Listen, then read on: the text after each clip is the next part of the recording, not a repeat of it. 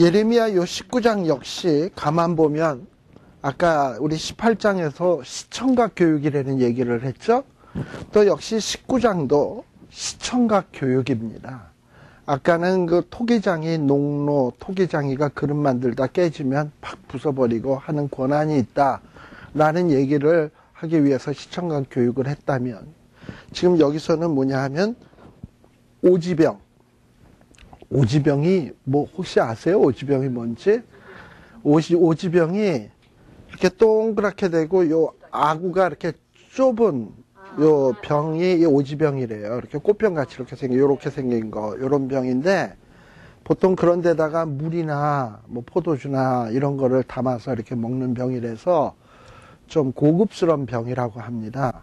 그래가지고 한 높이는 한 10에서 한 25cm 정도 되는 이런 병이라고 하는데, 또 겉모양에다가는 왜 오지병이냐 하면은 그 오지라는 게 일종의 유약, 보통 그릇에 보면 토기로 만들고 난 다음에 칠을 하잖아요.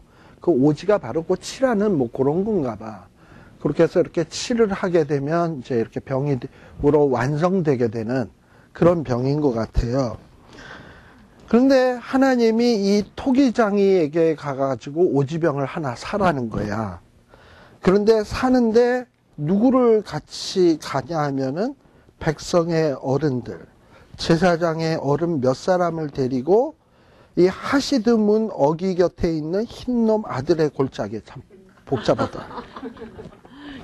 네, 어쨌든 하시드 문 옆에 흰놈 아들의 골짜기라는 데가 있는데, 글로 가서 이제 하나님이 말씀을 줄 테니까 거기에 보면 백성의 어른들, 그 다음에 백성의 제사장들을 데리고 가래요. 근데 아까도 얘기했습니다만 백성의 어른들 하면 누굽니까? 아까 두령이나 방백이나 백성의 제사장들 하면 예레미야의 제사장들은 다 이게 올바른 사람들입니까? 지금 잘못된 사람들입니까? 잘못된 사람들이고 예레미야를 죽이려 하는 사람들 아니에요. 근데 예레미야가 가자 그러면 순순히 따라가겠습니까? 안 따라가죠?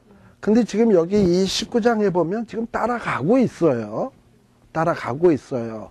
그리고 가서 예레미야가 하는 말도 다 들어요. 자, 이거는 왜 따라갔을까 하면 좋은 의도로 따라간 게 아니라, 아니 제가 무슨 오지병 사는데 우리를 왜 데리고 가는 건가?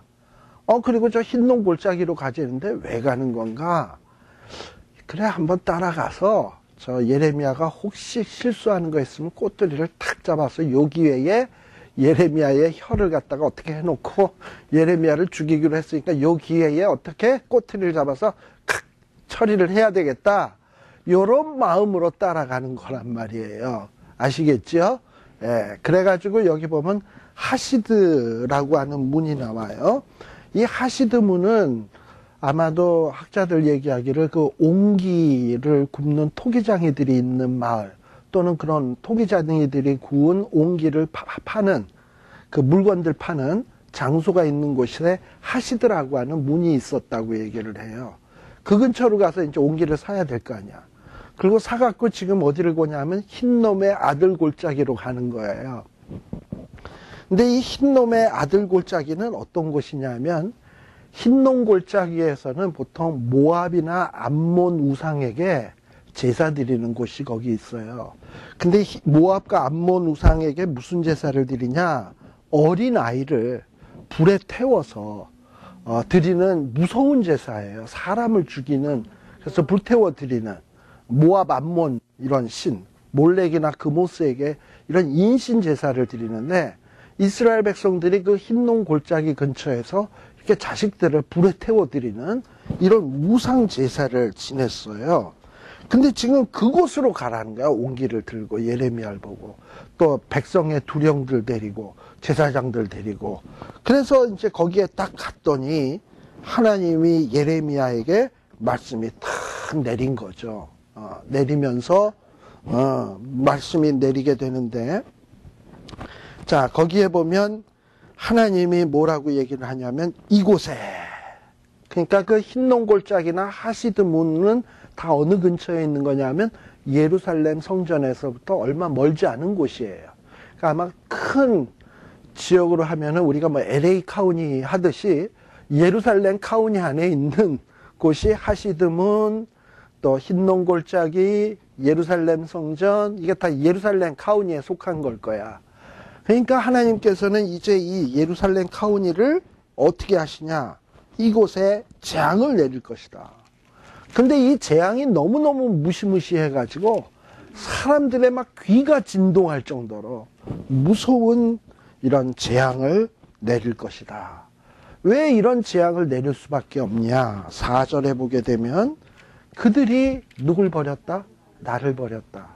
자, 이스라엘 백성은 오로지 누구만을 사랑해야 됩니까? 마음을 다하고 뜻을 다하고 성품을 다해서 주 너희 하나님만을 사랑해야 되는데 지금 이 인간들은 누구에게 예배를 드리냐 하면 몰렉이나 그모스 같은 신에게 예배를 드리고 있는 거예요. 그 얘기는 뭐냐? 이건 자기의 사랑하는 사람을 버린 거지. 사랑하는 분을 버린 거지. 하나님을 버린 거지. 예. 그리고 도무지 보도 듣도 못한 자기의 이스라엘의 열조나 유다의 왕들이 알지 못하던 다른 신들, 이전에는 이런 신들이 있었나 하는 이상한 신들에게까지 가서 분향을 하고 무죄한 자의 피로 이것을 채웠다. 자, 자녀를 불태워 드리려면 멀쩡하게 살려놓은 채로 불태우겠습니까? 꽁꽁 묶어놓고 죽이든지 해가지고 제사 지내겠지? 그러니까 무죄한 자의 피, 그 어린아이가 무슨 죄가 있어? 그런 자의 피로 이곳을 채우고 또 5절에 보면 바알을 위하여 산당을 건축하고 또 5절 그 다음 나오는 얘기, 자기의 아들들을 바알에게 번제로 불살라 드렸느니 우상들에게 이런 아이를 불살라 드리는, 그것도 심지어는 바알은 이런 아이를 불태워 드리는 제사 같은 건 받지도 않는데 바알에게 또 잘 보인다고. 우리 미가서에 보면 그런 거 나오잖아. 하나님 앞에 잘 보이기 위해서 내가 천천에 강수 같은 기름을 하나님이 기뻐하실까? 천천에 수양의 제물을 기뻐하실까?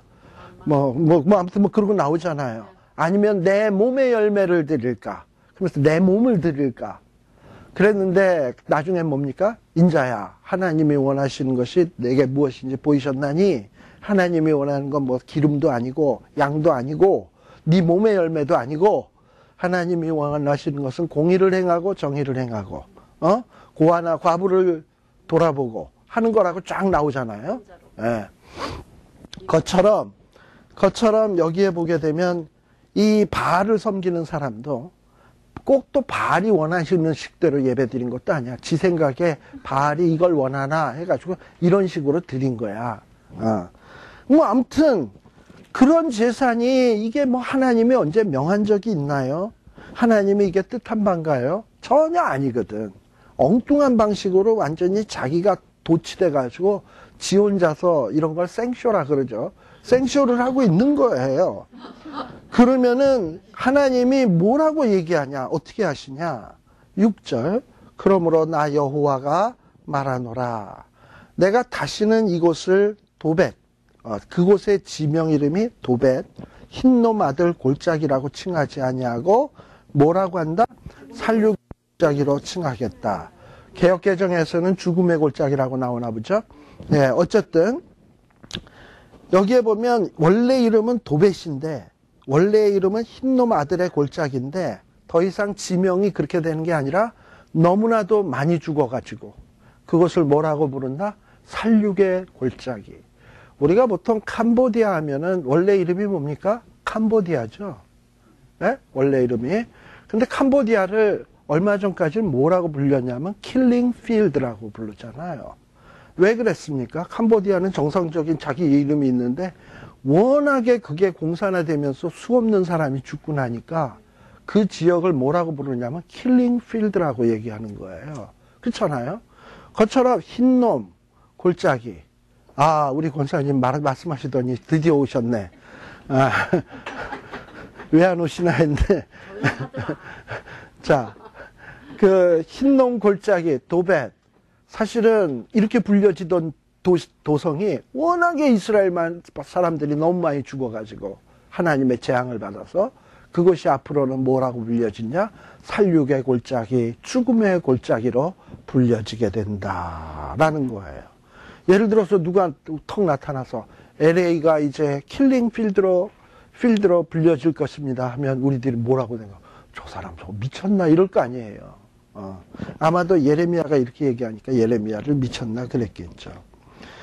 그리고 내가 이곳에서 유다와 예루살렘의 모계를 무효케 하며 라는 말이 나와요.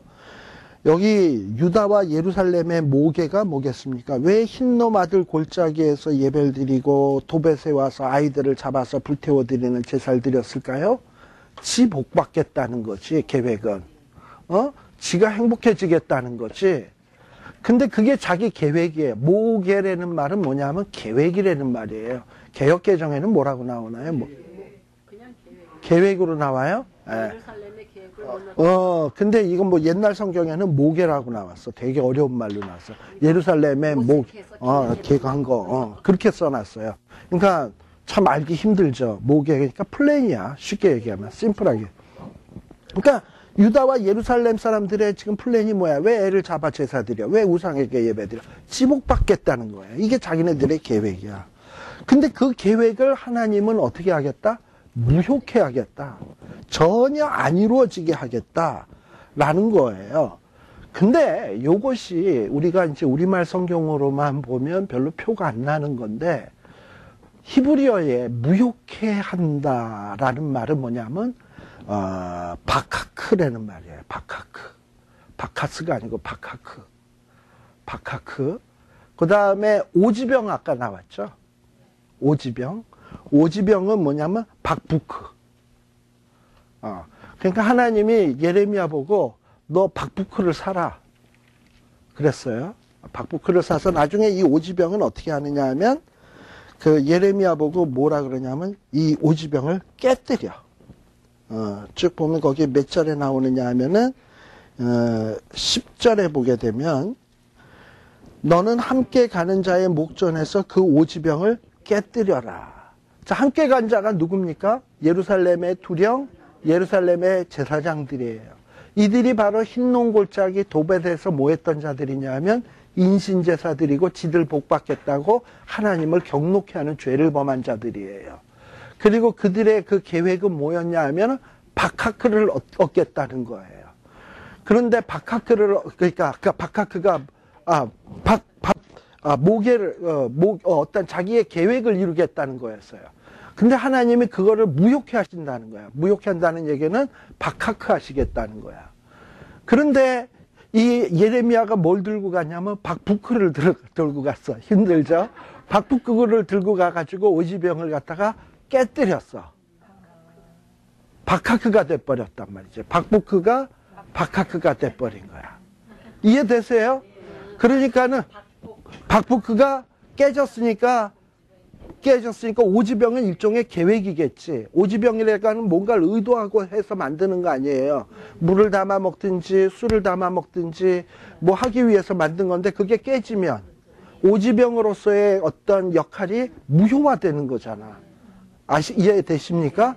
그러니까 지금 예레미야가 오지병 사갖고 가서 오지랖이 넓어가지고 그냥 오지병 사갖고 가서 뭐 이렇게 하는 게 아니고 굉장히 이게 의도된, 계획된, 준비된 하나의 시청각 설교를 하고 있는 거예요. 다 누가 지시해서? 하나님이. 너는 가서 저기 하시드 성에 있는 그 토기장이들이 그릇하는 데 가서 거기에서 박부크를 하나 사라. 그리고 그 못된 그 하나님 앞에 죄 짓는 제사장 두령들 데리고 흰농골짜기에 가라. 거기는 죄 지었던 그 현장이죠. 그래서 거기 가서 오지병을 깨뜨려라.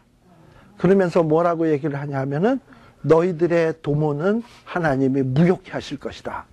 라는 것을 선포하라는 거예요. 지금 그 일을 하는 거예요. 그러면서 뭔가 예레미야가 이 발음, 오지병의 발음, 무효케 한다라고 하는 그 발음, 아주 비슷한 발음, 유사 발음을 가지고 워드 플레이, 말장난도 하면서 그러면서 또 눈으로 보이는 시각적인 효과도 거두면서 그러면서 이스라엘 백성 그 두령이나 제사장들의 가슴 속에 확 새김이 되게끔 말씀을 증거하는 거예요. 웬만한 말로서는 이제 씨알도 안 맥히니까 또 이 인간들이 지금 왜 찾아옵니까? 예레미야를 무슨 꼬투리 잡을 게 없나? 쌍심지를 키고 찾아왔고 혹시 엉뚱한 얘기하는 거 없나? 귀에 그냥 이따만하게 이러고 들을 거 아니에요. 그런데다가 시청각으로 발음까지 워드플레이까지 사용을 해서 말씀을 팍 전해버리면 쑥백이겠지. 지금 그런 어떤 교묘한 어떤 이런 의도를 가지고 얘기하는 거예요. 앞에도 나오지만 이제는 도벳이나 흰농골짜기를 그렇게 부르지 않고 힐링필드, 살육골짜기라고 부르겠다. 이런 것들도 얼마나 이미지가 확 들어오겠습니까? 그죠? 예. 자, 그러면서 하나님께서 7절에 보면 너희들의 그 복 받겠다는 거, 너희들의 욕심 채우겠다는 계획을 하나님이 바카크, 무효케 시킬 것이며 또 너희들의 아들을 대적악과 생명을 찾는 자의 손에 칼에 엎드려지게 하고 바벨론 침략으로 인해서 이루어지겠죠. 그리고 그 수많은 시체들을 누가 뜯어먹어? 짐승들이 뜯어먹게 되고. 예. 그 다음에 8절에 보면 예루살렘 성이 이렇게 무너지는 걸 보면서 주변 사람들이 아유 다윗 왕 때 솔로몬 왕 때 그렇게 웅장하던 성이 어떻게 이렇게 될 수가 있어. 다 사람마다 깜짝깜짝 놀라는 거야. 어떻게 이럴 수가 있나. 또 거기에다 9절 10절에 보면 더 끔찍한 얘기가 나와요. 뭐냐, 이스라엘 백성들이 이렇게 하나님을 경노케 하고 진노케 했기 때문에 하나님께서는 이스라엘 백성들을 대적의 손에 팔아가지고 그래가지고 이스라엘 백성들이 막 그 포위당해가지고 먹을 게 없어졌을 때는 심지어 아들 고기, 딸의 고기, 각기 친구의 고기를 먹게 하리라. 이런 얘기는 이미 여러분들 열왕기 6장인가요? 열왕기 6장에 보게 되면 이런 얘기가 이미 나왔어. 열왕기 6장에 보게 되면 여호람 왕 때 어떤 아줌마들이 6장 24절 이하에 보면 아줌마들이 이 아줌마가 지 아들 안 내나요? 어제 우리 아들 삶아 먹었는데 이러고서 왕한테 와가지고 난리치는 얘기가 나오거든요. 북이스라엘에서 벌어졌던 일이에요. 그런데 이제 남유다가 망할 때도 이런 일이 벌어지게 돼요. 그래서 여러분들이 예레미야 애가 잠깐 한번 볼까요? 2장 20절. 예레미야 애가. 예. 2장? 예. 자, 2장 20절에 보면 예레미야 애가는 이 예루살렘 성이 이 바벨론에게 멸망되는 것을 애통해하면서 지은 시예요. 자, 그런데 여호와여 감찰하소서 네게 이같이 행하셨는지요. 여인들이 지금 예루살렘이 멸망할 당시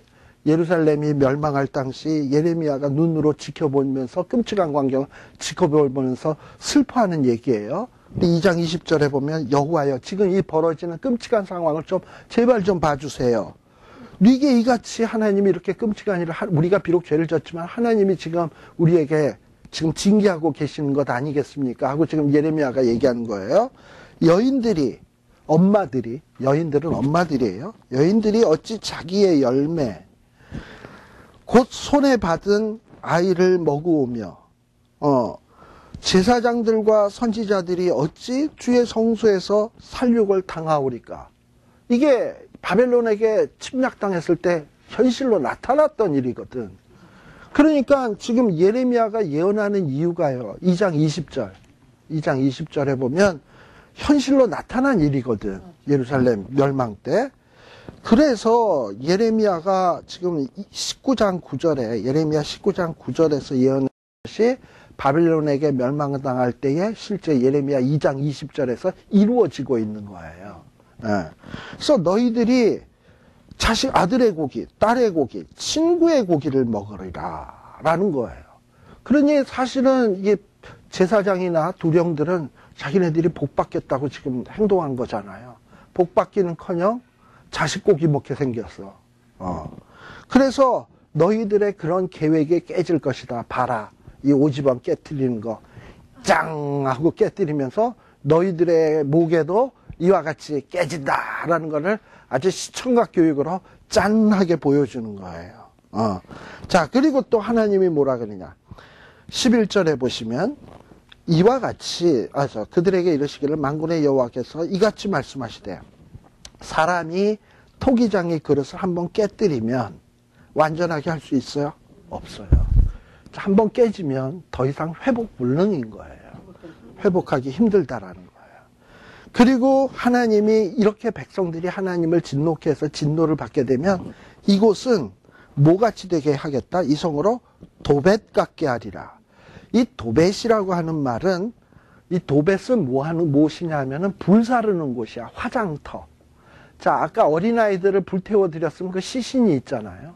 그 시신을 완전히 태우는 장소가 이게 도벳이야. 그래서 이 예루살렘 성을 마치 화장터 같게 하겠다라는 게 도벳 같게 하겠다라는 얘기예요. 또 13절에도 그 얘기가 나와. 예루살렘 집들과 유다 왕들의 집들 곧 그 집들이 그 집 위에서 하늘에 만상하게 분향하고 다른 신들에게 전제를 부음으로 더러워졌은즉 뭐같이 된다? 도벳 땅. 그러니까 화장터의 땅처럼 되겠다라는 거예요. 이유가 뭐냐? 예루살렘의 집들, 유다의 왕들이 성전 안에서 하늘의 신, 해, 달, 별을 위한 제단을 만들어 놓고 막 무상 숭배를 했거든요. 여러분들이 열왕기하 23장 10절에 보면 실제 이 유다 나라에 이런 일이 있었어요. 23장 10절에 보면 므낫세라고 하는 왕이 우상 숭배를 했단 말이야. 하늘에 그 제단들을 쌓아놓고 이런 엉뚱한 짓들을 했어요. 예. 그래가지고 하나님께서 이곳을 뭐같이 되게 하겠다? 도벳 땅처럼 되게 하겠다라고 얘기를 하고 있는 거예요. 예. 그리고 14절에 보면 예레미야가 여호와께서 자기를 보내사 예언하게 하신 도벳에서 돌아와. 이제 또 도벳에서 아까 흰 농골짜기 도벳 그 근처에 있었는데 거기에서 돌아와서 어디에 서서 말씀을 전하냐? 여호와의 집들에 서서.